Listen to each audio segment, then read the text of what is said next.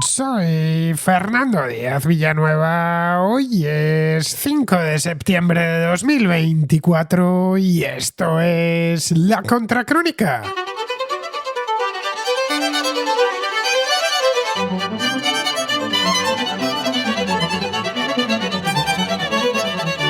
El próximo 1 de octubre, es decir, dentro de menos de un mes, Claudia Sheinbaum tomará posesión como presidenta de México tras haber ganado las elecciones celebradas el pasado mes de junio. Pero antes de eso, el presidente saliente, Andrés Manuel López Obrador, más conocido como AMLO, quiere que se apruebe una polémica reforma judicial que sería algo así como la guinda final a su sexenio. Puede hacerlo en tanto que su partido, Morena, se hizo con el control de las dos cámaras en las elecciones. Pero no todos los mexicanos son de la misma opinión, ya que es una reforma muy ambiciosa y compromete seriamente la independencia de los jueces, que podrían quedar a merced del crimen organizado, del partido mayoritario o directamente del presidente en ejercicio. El proyecto de reforma judicial forma parte de una serie de cambios constitucionales que López Obrador quiere aprobar este mismo mes de septiembre con la idea de apuntalar su legado. Asegura que son medidas para mejorar la democracia, luchar contra la corrupción y eliminar los intereses creados en los tribunales y en las agencias reguladoras que hasta este momento actúan de forma independiente y autónoma. Estos mismos tribunales y agencias han sido un obstáculo más de una vez para que desplegase buena parte de su programa político durante su mandato. El plan de reformar el sistema de elección de jueces se ha encontrado con gran oposición y ha ocasionado una fuerte controversia. Según la propuesta del presidente, los más de 1.700 jueces y magistrados federales de México, incluidos los magistrados del Tribunal Supremo, tendrán que ser elegidos en unas elecciones como si se tratase de diputados o de concejales. La inminente aprobación de la reforma ha paralizado por completo el sistema judicial del país, ya que los jueces y miles de trabajadores judiciales han declarado en huelga y solo están trabajando en casos muy urgentes. El peso, entre tanto, se ha debilitado frente al dólar, ha perdido un 14% de su valor y los inversores internacionales, especialmente los de Estados Unidos y Canadá, han advertido de los riesgos de esta reforma. Hasta el embajador de Estados Unidos en México, Ken Salazar, cuyas relaciones con el gobierno de López Obrador han sido hasta ahora muy buenas, ha declarado que, y esto es textual, la elección directa y popular de jueces es un riesgo importante para el funcionamiento de la democracia en México. Las elecciones directas también facilitarían que los cárteles y otros actores maliciosos se aprovechen de jueces políticamente motivados e inexpertos. Como era de prever, las palabras del embajador provocaron inmediatamente las críticas de López Obrador y de su sucesora, de Claudia Sheinbaum. El gobierno envió a la Embajada de Estados Unidos una nota diplomática en la que calificaba la declaración de Salazar como una interferencia inaceptable en los asuntos internos del país. Pero dentro de México, la oposición a esta reforma también es muy fuerte. Es cierto que en México hay un descontento generalizado con el poder judicial, la justicia es lenta y los delitos a menudo no se denuncian ni se castigan, es decir, que hay mucha impunidad. La reforma de AMLO pretende solucionar eso mismo, pero sus críticos arguyen que los problemas de la justicia mexicana están más ligados a los fiscales y a la policía que a los jueces. La reforma no afecta ni a los unos ni a los otros. Por de pronto, el debate para aprobar la reforma judicial no se está celebrando siquiera en el edificio del Parlamento, en su sede, ya que su acceso se encuentra bloqueado por los manifestantes, sino en un polideportivo al que los opositores se negaron a acudir. La reforma se aprobará porque Morena tiene mayoría de sobra, pero sin consenso alguno y forzando al máximo las costuras del sistema.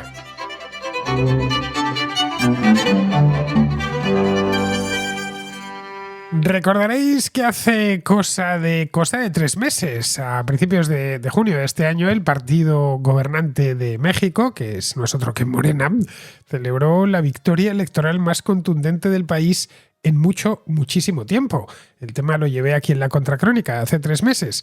Claudia Sheinbaum, la sucesora del actual presidente de AMLO, de Andrés Manuel López Obrador, obtuvo casi el 60% de los votos, es decir, más de 30 puntos porcentuales por delante de su competidora más cercana, de Xochitl Gálvez, que capitaneaba una coalición entre el PAN y el PRI, que en su momento el PAN y el PRI, o el PRI y el PAN, eran los dos principales partidos de México, especialmente el PRI, que controló el poder durante décadas. Bien, pues Xochitl Gálvez, recordemos, se quedó en nada, no llegó a un tercio, se quedó en el 27% de los votos. Las elecciones fueron el 2 de junio y empezaba en ese mismo momento ya el periodo de transferencia entre el presidente saliente y el presidente entrante. En México, tradicionalmente, los presidentes juran su cargo el 1 de diciembre. Luego, entre las elecciones, desde que se declara oficialmente al ganador y ese ganador pasa a gobernar, pasan unos cuantos meses. De hecho, a mi juicio, creo que son demasiados. Es más, los han reducido. En una reforma que se ha hecho este mismo año, se ha adelantado 2 meses hasta el 1 de octubre la toma de posesión o la entrega del poder por parte del anterior. Es decir, que dentro de algo menos de un mes, estamos a 5 de septiembre, pues el 1 de octubre es cuando se producirá. Como la ganadora ha sido Sheinbaum, poca transferencia de poder habrá. Todo se queda en casa. AMLO va a pasar los trastos por emplear el lenguaje taurino a su protegida y todo más o menos continuará igual. O incluso peor, porque van a aprovechar tanto Sheinbaum como López Obrador al máximo este mes que le queda a López Obrador como presidente del país. El partido de AMLO y de Sheinbaum también obtuvo una mayoría cualificada, una supermayoría, de 2/3 en la Cámara de Diputados, que es la Cámara Baja del Congreso, y se quedó a 2 escaños de esa misma mayoría cualificada, esa supermayoría en el Senado. Los nuevos diputados, a diferencia del presidente, ya tienen, y los nuevos senadores ya tienen esa calidad, es decir, que ya han jurado su cargo. Juraron su cargo el día 1 de septiembre, hace solo 5 días, un mes antes de que Sheinbaum jure su cargo. Por lo que, como os decía antes, López Obrador tiene un mes entero para pasar el rodillo parlamentario con lo que quiera. Es decir, que tendrá una ventana para aprobar una serie de reformas, las que le vengan gana, de reformas incluso constitucionales, porque dispone de una mayoría amplísima para hacer reformas constitucionales. 2/3 en la Cámara de Diputados y casi 2/3 en el Senado. En el Senado tiene que adquirir algunos senadores que no le costará demasiado y puede hacer casi lo que le plazca. Y lo tiene que hacer antes de dejar el cargo. Suponiendo, eso sí, claro, que algunos senadores de la oposición voten a favor de Morena. La práctica totalidad de los analistas mexicanos, por lo menos los que yo he seguido con este tema, no tienen ninguna duda que esos senadores los tienen ya más que cooptados para que voten a su favor. La agenda de López Obrador para su periodo saliente, y nunca mejor dicho, porque está ya de retirada, le queda menos de un mes, no es secreta. Se ha encargado de anunciarla a bombo y platillo. Es más, para él, esto no es una salida propiamente del poder. Él se va porque no puede seguir ahí, porque la Constitución le impide o le impedía presentarse otra vez. En México no está permitida la reelección y tampoco quería forzar demasiado el sistema como para ser reelegido. Esto, como bien sabemos, en otros países de Hispanoamérica sí que se ha hecho en otras ocasiones, que llega un presidente y que lo primero que hace, o lo segundo, o lo tercero, pero no tarda mucho en enseñar la patita y hacer ver que quiere ser presidente en más mandatos de los que le toca constitucionalmente. Bien, AMLO no hizo eso en ningún momento, sino que supo desde que llegó en 2018 que iba a tener solo 6 años, un sexenio, y que tenía que ir buscando un sustituto. Lo que encontró fue una sustituta a una continuadora, que es Claudia Sheinbaum. AMLO no se calla nada, las cosas las dice como habla tanto, las cosas las dice una y otra vez, 600 veces si es necesario, y se ha encargado de anunciar a bombo y platillo qué es lo que va a hacer a lo largo de este mes. Son un total de 18 reformas constitucionales que él llama de forma colectiva Plan C.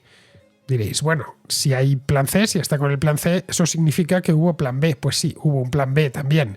Y el plan A lo desconozco, pero al menos en su cabeza también debió hacerlo. Es decir, debe ir por los planes, si no sale el A, pues vamos con el B, y si no sale el C, y después el D y los que sean necesarios. Estas reformas, ya digo, 18, son muchísimas, el plan C, implicarían cambios de mucha envergadura en el Poder Judicial, en el proceso electoral, en el propio Congreso de México. Su intención, él evidentemente esto lo vende como un gran avance, como parte de la cuarta transformación que anunció hace 6 años. Su intención es que estas reformas transformen, el verbo insiste mucho en emplearlo AMLO, siempre que puede está con lo de transformar la vida política en México al dar a los votantes, al electorado, un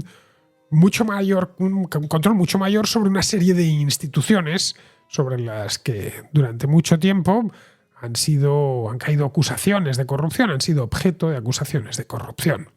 La reforma judicial, hablamos hace no mucho, la semana pasada, rápido sobre ella, porque un contraescucha mexicano me pidió mi opinión, le comenté que sí, que era un tema que estaba siguiendo, pero estaba esperando al menos a que se lo llevasen al Palacio de San Lázaro, que al final no se lo han llevado al Palacio de San Lázaro, lo están haciendo en un polideportivo, pero bueno, para lo que yo lo quería, me sirve. Bien, la reforma judicial, os la comentaba aquel día un poco por encima, consiste a grandes rasgos en que todos los jueces y magistrados federales y los ministros del Tribunal Supremo sean elegidos por voto popular.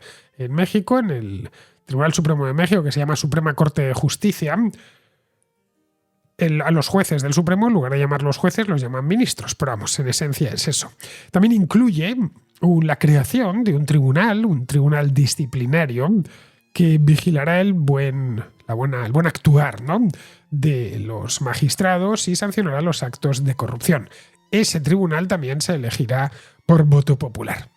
El Tribunal Supremo de México, la Suprema Corte de Justicia, tiene 11 ministros, es decir, 11 jueces que actualmente se eligen de una manera pues nada especial, como se eligen en otros países. En este caso, al ser una república presidencialista, los propone el presidente a los candidatos. El presidente del país se lo propone al Senado mediante un sistema de terna. Es decir, da 3 candidatos, nomina 3 candidatos y el Senado elige a uno de ellos mediante mayoría cualificada de 2/3 de la Cámara. El ministro, o juez, que es un juez, para no penséis que es un ministro del gobierno, se le llama así, pero es un juez, es inamovible durante 15 años, una vez nombrado. Ahora mismo, pues tenemos entre los miembros o ministros del Supremo mexicano, pues hay ministros nombrados por Calderón, ministros nombrados por Peña Nieto y los últimos han sido nombrados por López Obrador. Algo parecido a lo que sucede en el Tribunal Supremo de los Estados Unidos, con la diferencia de que allí son 9 y allí no tiene límite el mandato, son vitalicios. Bien, la reforma quiere que pasen de 11 a 9 años, es decir, de 11 a 9 miembros, que sean 2 menos, porque 11 le parecen mucho, y que su permanencia en el tribunal sea de 12 años, no de 15 años. Pero la clave no es esa, eso sería una reforma menor, nos puede parecer mejor o peor, pero una reforma menor. La clave está en que el sistema de elección de los jueces cambia por completo. Pasa a ser por sufragio universal en unas elecciones especiales que se convocarían al efecto. Esto de que los jueces se elijan no es habitual. En Estados Unidos, la mayor parte de estados permiten la elección de jueces locales, pero los jueces federales son nominados por el presidente y confirmados por el Senado para ejercer, como os decía antes, su cargo de por vida. Quitando Estados Unidos, pocos son los países en los que los jueces se eligen por sufragio universal. Y por supuesto, en ningún país los jueces del Supremo, los miembros del Tribunal Supremo, que es la cúspide de cualquier sistema de justicia, salen de unas elecciones. La razón, esto no es extraño, la razón es fácil de entender. Un juez debe ser independiente, eso es lo primero, lo primero que le tenemos que pedir a un juez. Un juez debe de ser inamovible también, es decir, que no le puedas quitar porque no te gusta, y debe estar sometido únicamente al imperio de la ley, nada más. Esto a veces se ignora de lo que es la profesión de juez, pero es que los jueces no tienen jefes. Un juez se debe únicamente a la ley, nada más. Nadie puede decirle qué es lo que debe de decir, qué es lo que debe hacer respecto a tal o cual cosa. Así que si el juez pasa a deber su cargo a los votantes que le ponen y le pueden quitar de ahí, pues es muy posible que se deshaga en complacerles. Y eso ataca directamente su independencia. Se convierte a los jueces en algo parecido a políticos, simplemente. No digamos ya, por supuesto, ahí no quiero entrar, si ciertos grupos criminales entran en liza. Postulan un candidato o muchos candidatos y se encargan de que salga elegido. México es un país en el que los grupos criminales, los cárteles, como bien sabemos, tienen muchísimo poder, a menudo más que el propio Estado. Esta reforma tan radical y que ya intentó en el pasado y que no pudo sacarla adelante no es del agrado de los partidos de la oposición, como es normal, pero tampoco es del agrado de buena parte de la sociedad mexicana, al menos de esa parte de la sociedad mexicana que está instruida y que sabe de los peligros o puede imaginar los peligros que esta reforma puede acarrear para algo tan importante como un sistema de justicia. Les preocupa que, aunque Obrador diga buscar lo contrario, y lo dice una y otra vez, estas reformas terminan debilitando los controles y los contrapesos propios de un país democrático y que terminen convirtiendo a Morena en el administrador único de un estado de partido único. Bueno, esta es la razón por la que en la última semana ha habido tantas protestas y tantas manifestaciones en México. Ojo, y como os decía en la introducción, no solo por parte de los mexicanos, especialmente entre los trabajadores del poder judicial, pues el enfado es obvio. Se pusieron en huelga ya hace unos cuantos días. También de sus socios del norte.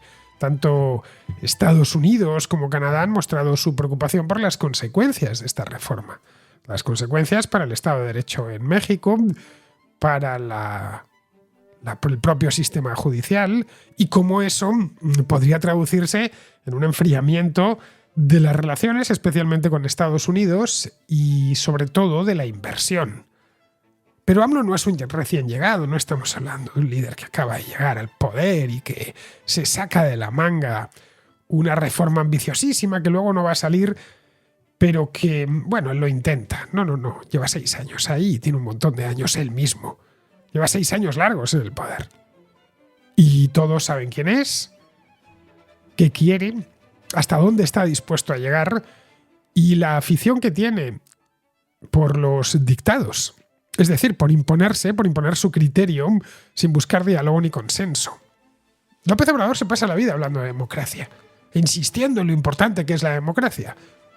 Pero una cosa es lo que dice en la mañanera y otra bien distinta lo que hace en el día a día. No es la primera vez que López Obrador pretende sacar adelante reformas estructurales en el Poder Judicial. Su paquete anterior, no es broma, se llamaba Plan B, por esto es el Plan C, se centraba en reformar el Instituto Nacional Electoral, el INE. Es un organismo autónomo que supervisa la celebración de las elecciones. Pues bien, en febrero de 2023, hace año y medio, el Senado aprobó una serie de reformas apadrinadas por López Obrador que recortaban el presupuesto del Instituto Nacional Electoral. También, al recortar el presupuesto, pues había que prescindir de un montón de gente. Minimizaba también las responsabilidades del propio Instituto Nacional Electoral. Y esto llevó tanto a la oposición como a distintos centros de estudio estadounidenses, canadienses, a criticar a López Obrador porque consideraban que aquello era un retroceso democrático, ya que esa reforma debilitaba un órgano importante. Y además de eso, es que era claramente un dictado. No había negociación alguna. Las reformas electorales anteriores que se habían hecho en México, y evidentemente en una democracia tan antigua como la mexicana, pues han hecho muchas. Habían sido todas producto del consenso y tardaron años en negociarse, en concretarse, en aprobarse. Bien, esta del Plan B fue impulsada por un solo partido. Sí, que tuvieron que salir miles de personas a protestar en Ciudad de México. Se vistieron de rosa, que es el color del Instituto Nacional Electoral. Y ahora el rosa se asocia a los críticos de López Obrador. Luego sucedió que unos meses más tarde, después de todo este lío, el Tribunal Supremo anuló las reformas. Determinó que el proceso de votación había violado las reglas propias del Congreso, el reglamento interior, porque los miembros habían tenido solo 4 horas para considerar el paquete completo, no les había dado tiempo, era de nuevo un dictado, o esto o nada. Esto son lentejas. Si las tomáis y si no las dejáis, pero no hay más. Si tiene éxito el nuevo plan, el CEM, ya miedo me da pensar en el plan D, no digamos ya en el E o en el F. Pues si tiene éxito el plan C de López Obrador, garantizará que esos cambios en el Instituto Nacional Electoral se concreten antes de la toma de posesión de Sheinbaum, lo que limitará la capacidad de esta institución para servir pues, como organismo de control en futuras elecciones. Pero las ambiciones del presidente saliente van más allá de la reforma electoral. En esencia, son una continuación de esa doctrina de austeridad entre comillas, claro, de López Obrador. Dice que es extremadamente austero, que hay que recortar todo lo posible y quitar lo superfluo a la administración, porque ya no sirve al bien público. Yo personalmente soy un gran partidario de la austeridad de la administración, pero en ciertas cosas no se debe ser austero, como la justicia, o estar dotados de un buen órgano electoral para evitar que unos u otros hagan trampas y se perpetren fraudes. Cabe destacar aquí que López Obrador ha propuesto una reforma del Poder Judicial del país, de México, porque según él está plagado de corrupción y de otra palabra que le gusta mucho, que es elitismo, que esto es solo para las élites. Y entonces la manera de acabar con eso es que los jueces los elija la gente. Sufragio universal. Esto evidentemente lo único que va a hacer es politizar los tribunales y eliminar todos los controles sobre el Ejecutivo. Bueno, no hay más que ver que la institución en México que ha frenado todos los excesos de López Obrador ha sido precisamente la Suprema Corte de Justicia, que es la que quiere someter pues, al mercadeo electoral. Estas reformas y todas las que he ido presentando estaban todas concebidas desde el principio para favorecer los intereses de su partido. Quiere, por ejemplo, hacer unos cambios en el mismo Congreso que reduciría el número de diputados de 500 a 300 y el de senadores de 128 a 64. De nuevo estamos con lo mismo, cosas fácilmente vendibles a la opinión pública. Había 500 viviendo a nuestra costa y ahora va a haber solo 300. Es el chocolate del loro, en fin, que tampoco da un poco igual que sean 500 o 300 diputados, o 64 o 128 senadores. Pero importantísimo, como lo del avión. Ese avión, ese Boeing 787 que acababan de comprar, lo compró, creo que fue Peña Nieto, y lo puso a la venta. Porque, claro, el presidente no va a tener un avión pudiendo viajar en línea regular, lo cual no está mal pensado, pero vamos, el avión ya estaba comprado.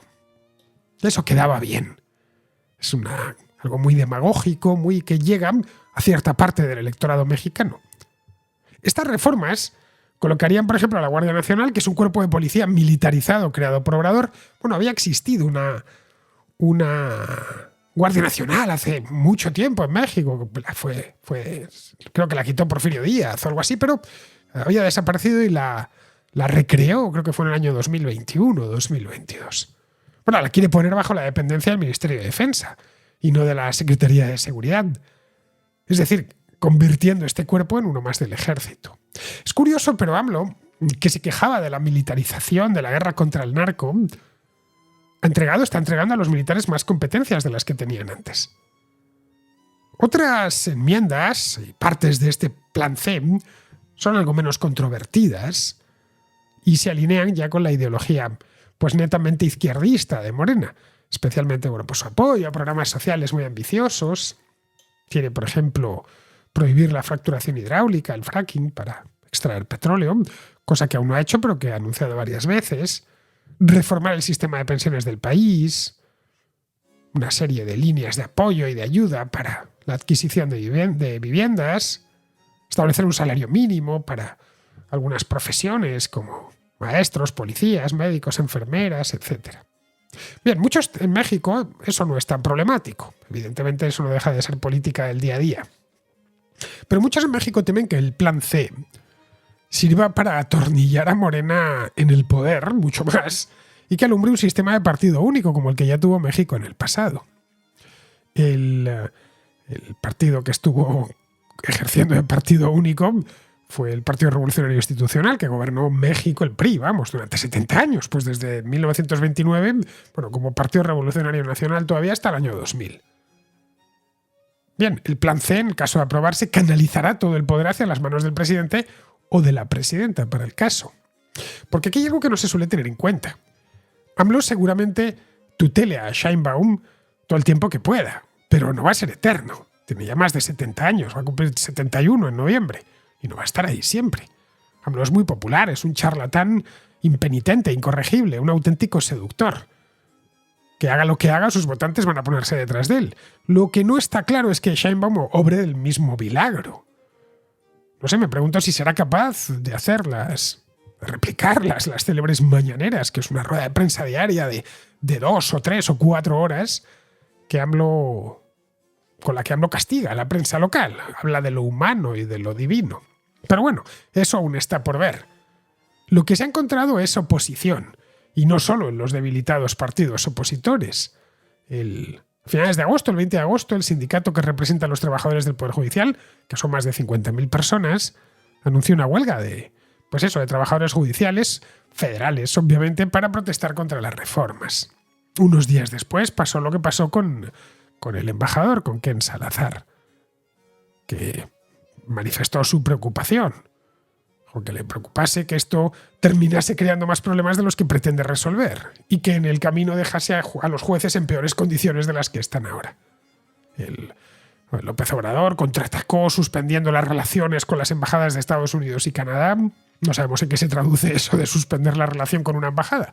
Con los gobiernos no, pero sí con las embajadas.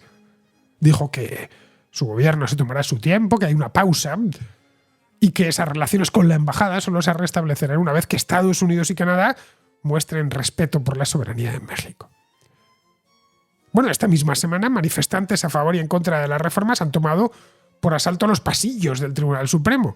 Y cuando los diputados iban a reunir en el Palacio de San Lázaro, que es la sede del Parlamento, para votar la reforma, pues encontraron los accesos bloqueados.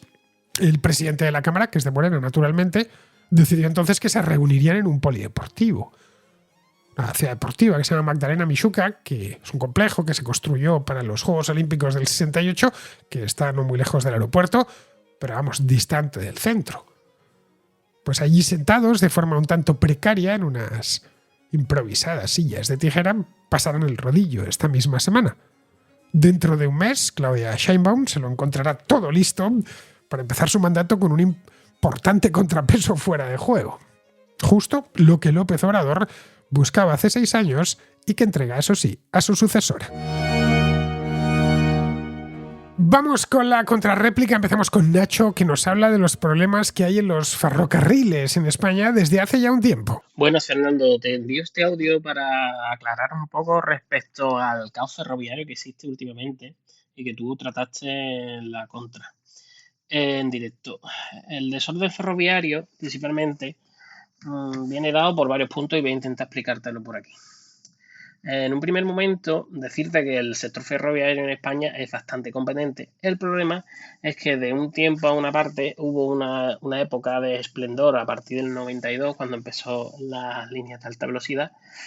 Y parece ser que todo político que ha pasado por el gobierno se ha centrado principalmente en transportes que visualmente fuesen bonitos. Es decir, muchos aeropuertos, mucha alta velocidad, pero siempre como esta política cortoplacista casi siempre intenta quedar bien cortando cintas de inauguración que, que otra cosa. Indicarte que es un buen sector. La verdad es que yo me dedico en el sector ferroviario desde 2010 y la verdad es que soy un enamorado del tren, ¿vale? El problema que ha cometido en este sentido principalmente ha sido por la infrafinanciación del sector que llamamos convencional, convencional y cercanía. En cambio que Adif alta velocidad tiene un presupuesto para la administración de infraestructura ferroviaria muchísimo mayor que el tema del convencional. Y además la liberalización del mantenimiento a veces es beneficioso y a veces problemático, ya que algunas empresas es un sector que hay poco mano de obra, es un sector que hay mucho trabajo porque casi siempre faltan operarios y es un sector muy especializado y con poca gente. O sea que a veces el mercado del mantenimiento está un poco saturado respecto a empresas de terceros. Y en cambio, por ejemplo, el Adif no lleva como tal, el personal de Adif no lleva como tal o lleva muy pocas plazas de tema de mantenimiento de las propias líneas de alta velocidad. En cambio, la convencional es compartido con empresas de terceros y el propio. Yo trabajo en la zona de Andalucía, he estado en una empresa ferroviaria durante 14 años y vamos, el problema de la infrafinanciación lleva desde años. ¿Qué pasa? Que ahora desde el 2020 aproximadamente, 2019, cuando la Unión Europea empezó con el tema de los créditos Next Generation y demás, empezó a financiarse toda la que es la renovación del convencional y parte de la alta velocidad. ¿Qué pasa? Por ejemplo, la línea de Madrid-Sevilla, que es la que más conozco, no se había realizado ningún tipo de renovación o renovación total desde 1992. Estamos hablando de subestaciones eléctricas, catenarias, señalización, la plataforma de vía y claro, el problema es que se ha querido hacer toda la obra a la vez. Y lo mismo pasa en las demás líneas. Y en el convencional pasa lo mismo. Y se unen varios problemas. El problema de falta de empresas, que ya se está solicitando personal a gente del centro de Europa, porque aquí en España hay muy poco, hay muy poco operario porque ha sido una industria muy poco valorada, porque se hacían obras de mucho en mucho. O sea que, aparte de que los políticos tienen una carga de responsabilidad, hay que analizar también que se ha querido hacer todo rápido y de cara a la galería. Que si a lo mejor ese mismo gasto lo hubiera alargado en el tiempo, la crisis que se está viviendo tanto en Chamartín como en Atocha, como en la línea de Sevilla-Madrid, que está teniendo retrasos debido a toda la renovación completa de la línea. Estamos hablando de que se está cambiando todas las pendas de las catenarias, parte de las subestaciones, parte de la vía, y esos son trabajos que se realizan de noche. O sea que podemos decir que se está haciendo todo deprisa. Mal no, pero sí deprisa, porque no se ha tocado en 12 años o 25 años la línea y ahora se quiere hacer todo rápido de golpe y de cara a la galería. También como dato curioso quería añadir el tema que ha salido hace poco, del tema de los intentos de compra de Talgo por parte de los inversores húngaros con relaciones con Putin. Y una de las teorías conspiranoides que se ve en el ámbito ferroviario es que, claro, Talgo desarrolló un tema de cambio de ancho de vía propio en el tren. Esa tecnología no la tienen todos los trenes. Y es curioso que Talgo es el que tiene la patente y el que tiene la tecnología para ello. Y esa es la teoría conspiranoide, o incluso a veces muy, muy consensuada respecto a los ferroviarios, que eso le daría alas a Putin o potencias extranjeras a circular sus trenes con tanques por todas las líneas ferroviarias indistintamente del ancho de vía. Pues nada, agradecerte mucho tu trabajo. Es la primera vez que venimos a mandar este audio, espero lo haya hecho lo mejor posible. Muchísimas gracias, un saludo. Pues mira, Nacho, a mí no me cabe duda que en el sector ferroviario español hay un montón de profesionales de primera clase. Bueno, tanto las operadoras como Adif cuentan con trabajadores de primer nivel, bien formados, muy serios.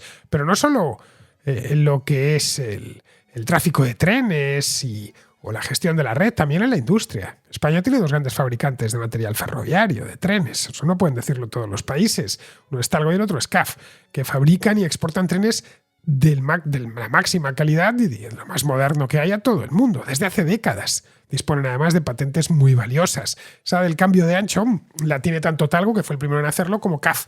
CAF tiene su propio sistema también de cambio de ancho. Esa es la razón por la cual cuando uno viaja en España en tren, pues cambia de ancho sin importar que vaya el tren, que sea un tren CAF o sea un tren Talgo, ambos lo tienen. Y además, cambio de ancho sin pararte, circulando, que es lo más maravilloso de todo. Bueno, los trenes y tranvías de CAF los puedes encontrar en muchos sitios, en Alemania, en Francia, en Australia, en Estados Unidos, en Turquía, en Bélgica. Bueno, el metro de Bruselas utiliza trenes CAF, también el de Medellín, el de Santiago de Chile, el de Quito. Bueno, en la propia Ciudad de México, que hablábamos hoy, una línea de tren que abrió hace poco, el Insurgente se llama, que une Ciudad de México con Toluca, utiliza trenes CAF. Con Talgo pasa algo parecido. Hay Talgos circulando en varios países, algunos muy exigentes como Alemania o Estados Unidos. El problema en España no es su industria ni el sector en sí mismo, que ya digo es muy competitivo e innovador. El problema es cómo se gestiona la red ferroviaria y cómo se ha planificado en los últimos 25 años. Como bien has dicho, todo se volcó en la alta velocidad. Esto empezó No con Pedro Sánchez ni con Rajoy, ni siquiera con Zapatero. Esto ya empezó con Aznar. Todo se volcó ahí, dejando a un lado la velocidad normal que circula por el ancho ibérico. La inversión en alta velocidad ha sido monstruosa, especialmente desde principios de siglo. Se ha terminado construyendo pues, una de las redes de alta velocidad más grandes del mundo. Es la segunda más extensa del mundo después de la de China, pero claro, mucho más densa, porque España es mucho más pequeña que China. Esta inversión se ha hecho a costa de la red convencional, que si bien es cierto que en muchas zonas soporta un tráfico muy bajo, en otras, como los núcleos de cercanías de las grandes ciudades, soporta un tráfico bestial. Luego está el tema de la liberalización, que se ha hecho demasiado tarde. El gobierno ha tardado demasiado en liberalizar el transporte ferroviario de pasajeros. Podría haberlo hecho hace 10 o 15 años. El de mercancías lo liberalizó, creo que fue en 2005 o 2006. Pero con el de pasajeros no, que Renfe ya se sabe. Esperó hasta el final y, entre tanto, no hizo las obras que había que hacer en estaciones como la de Atocha y sobre todo la de Chamartín. Esto es achacable tanto al actual gobierno como a los anteriores. Lo de Chamartín está siendo especialmente criminal porque se han puesto a ampliar y a modernizar la estación cuando ya tienen a las operadoras privadas allí, a Iryo y a WeGo. Y luego, para colmo de males, se han llevado los tráficos de Valencia y de Levante a Chamartín, porque el tercer túnel, el de ancho internacional, que llevaba excavado y terminado desde hace un montón de años, pero sin abrir, bueno, pues este empalma con la línea de Levante. De hecho, en Atocha, que está saturada desde hace mucho tiempo, aún está pendiente la estación pasante para este túnel.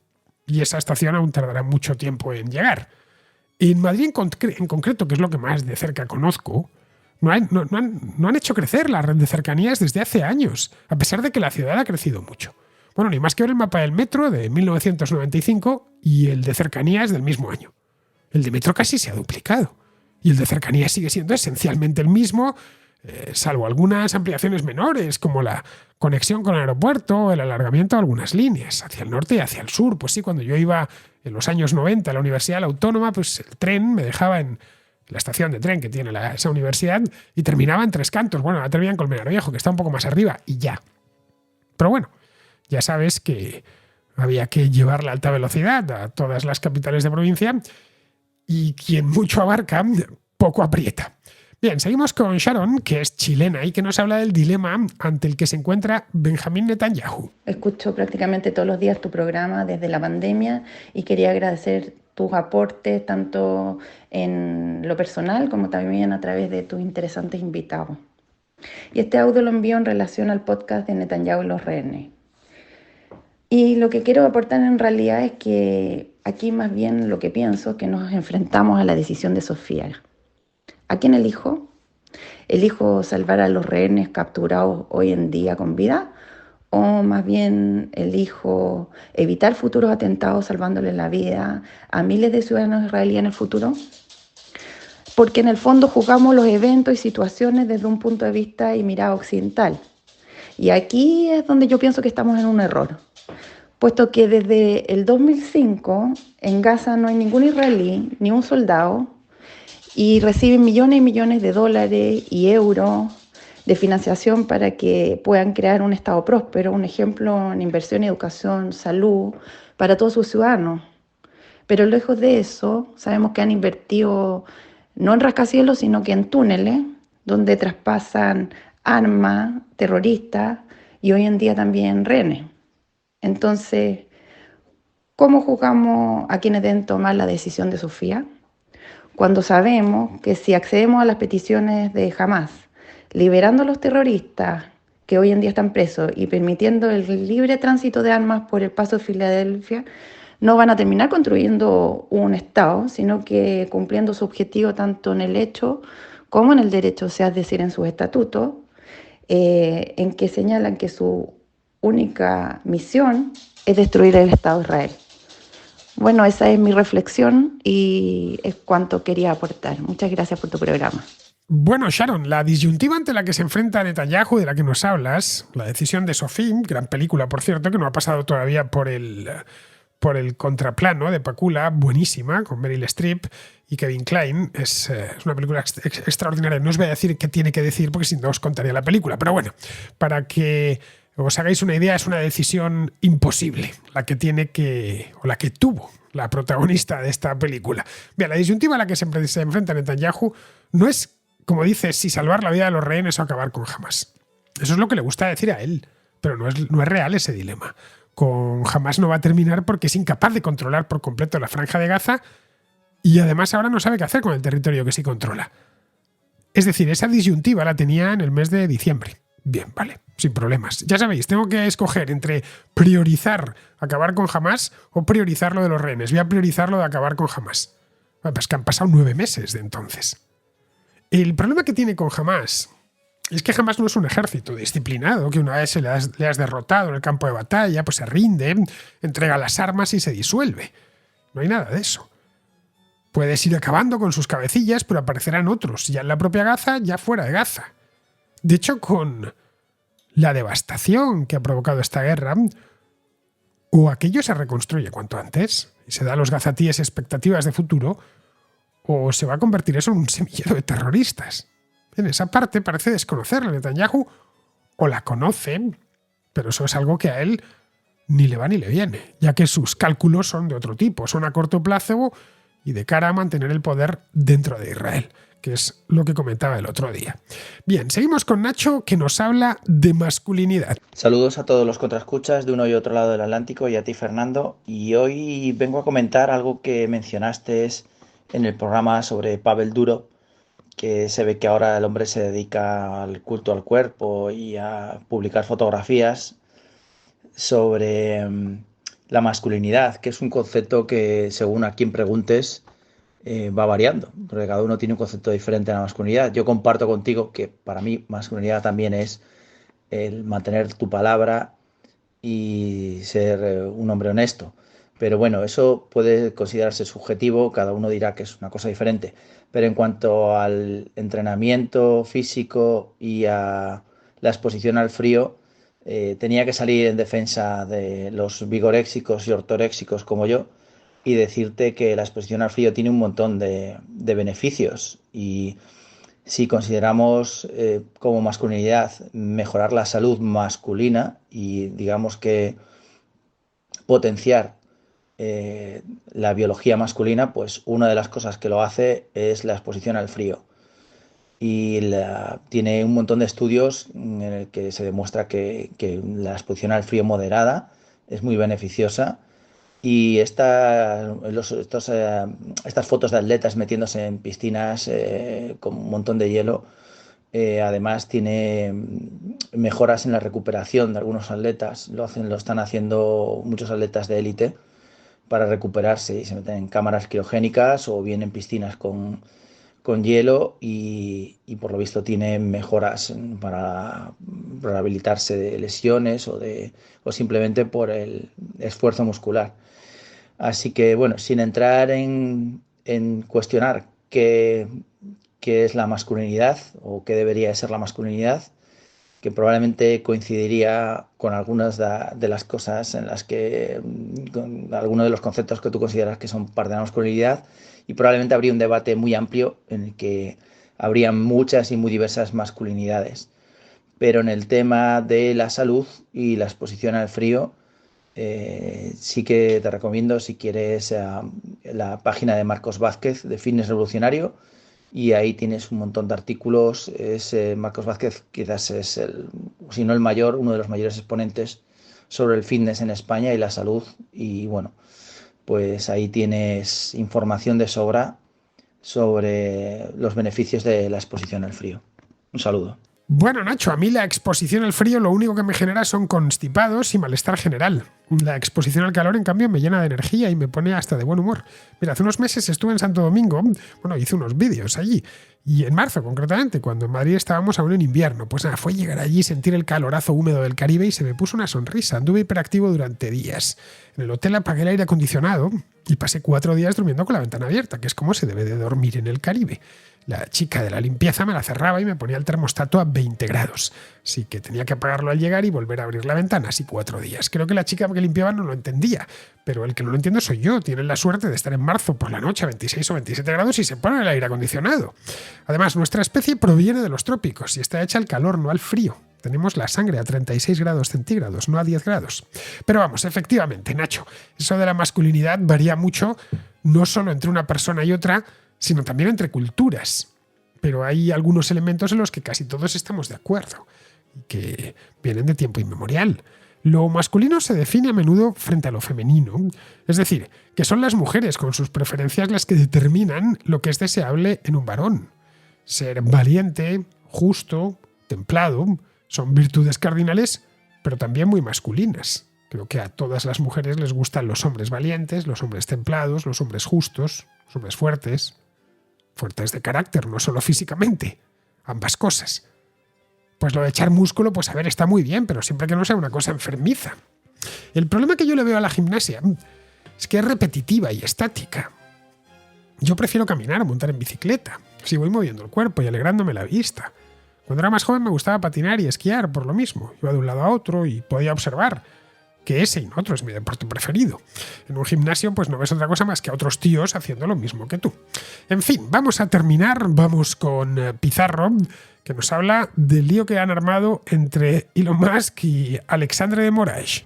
Cualquiera que crea que Alejandro trata de hacer justicia en vez de política, o que Elonio no está haciendo política jugando a Adalid de la libertad de expresión, está siendo literal con los panfletos de parte. El caso es que Alejandro resulta burdo y Elonio hábil, pero en resumen, los brasileños tienen una nueva traba para disentir. Un cordial saludo de Pizarro. Y hasta aquí, queridos amigos, llega la contracrónica de hoy, 5 de septiembre. 5 de septiembre, jueves. Mañana es 6 viernes y como es viernes, pues tenemos contrahistoria. Allí os espero. Hasta mañana.